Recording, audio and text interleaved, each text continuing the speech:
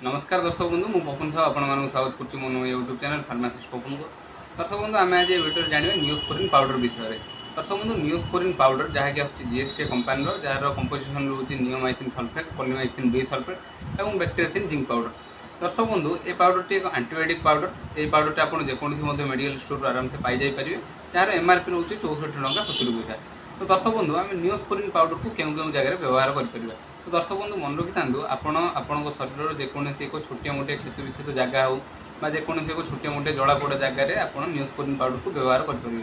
दर्शक बंधु आम न्यूज़पोरिन पाउडर को किपर व्यवहार करवा। तो दर्शक बंधु न्यूज़पोरिन पाउडर आप व्यवहार करने पूर्व आप क्षत विक्षत जगह को भलसे धोईदेवे। धोई सारापर आप न्यूज़पोरिन पाउडर को आपण क्षत विक्षत जगह भल होगा पर्यटन आप लगे पारे। दर्शक बंधु आउ गोटे कथा मन रखी था न्यूज़पोरिन पाउडर को आम केवल छोटे छोटे क्षत विक्षत जगह ही आम व्यवहार करें ना कि बड़ बड़ क्षत विक्षत जगह आम व्यवहार करवा।